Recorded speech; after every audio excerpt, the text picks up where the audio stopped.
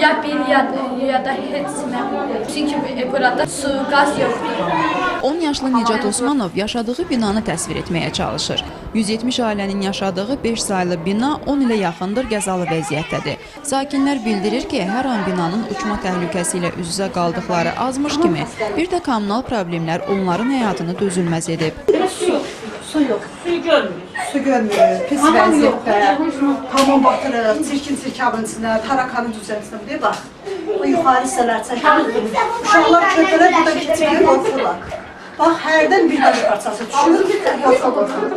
Yəni, hərdən çox havamız dəyişmir, qorxurur. Çıxıb antenanı düzəldəndə bir iti addımlarla gəzəndə panelin arasından stolun üstünə qum tökülür.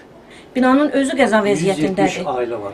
170 ailənin hər dəqiqəsi, hər saniyəsi qorxuludur, ölümlə üz-üzədir. Başqa bir sakin Cəmilə Məmmədova isə binada kanalizasiya xətlərinin olmamasından gileylidir. Onun sözlərinə görə bina sakinlərinin dırnaq arası mətbəx kimi istifadə etdikləri bu kiçik yerə yuxarı mərtəbələrdən çirkli sular axır. İnsan üçün nə lazımdır? Su, mətbəx, hamam, qaz, onların da heç biri bizdə yoxdur. Tok peçində, samadelli tok peçində yemək pişiririk. Mətbəximiz yoxdur. Bir dənə balaca bir yerdir.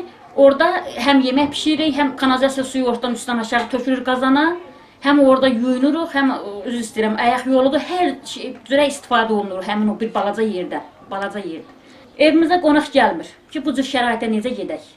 Bir otaqdır. Həm bax, burada gördüyünüz kimi. Ora yataq yeridir, bura oturub çörək yeri, orada da oturub televizora baxırıq. Bax, bu qədər 5 ailədən ibarətdir bizim ailəm. Su gəlmir, çimmək. Sakinlər deyir ki, aidiyyatı qurumlara vəziyyətlə bağlı dəfələrlə müraciət edilsə də nəticə yoxdur. Dün yüksək gərginlikli kabellər hamısı üzdədir.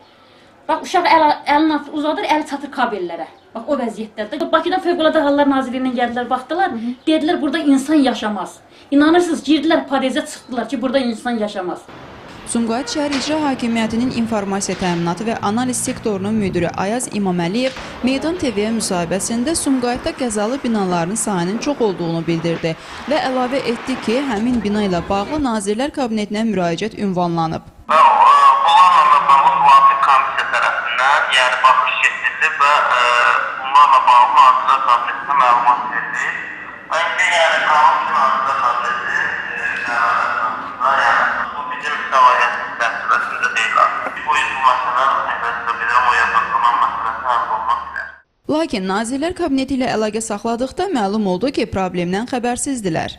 İnformasiya yoxdur onun. Mən soruşdum, yəni informasiya ilə bizə işindir. Yəni bir şey olsa mən sizə anlayıram. Yəni belə ancaq kömək edirəm sizə. Amma indi informasiya yoxdur. Belə çıxır ki, Sumqayıt şəhər İcra Hakimiyyəti yenidən Nazirlər Kabinetinə bu barədə məlumat verməli, ondan sonra qəzalı vəziyyətdə olan binanın təmiri ilə bağlı məsələ öz həllini tapmalıdır. Yəni 10 il bu vəziyyətə dözən bina sakinlərinin ümidi qalıb bu iki qurum arasında razılığın nə vaxt əldə olunmasına.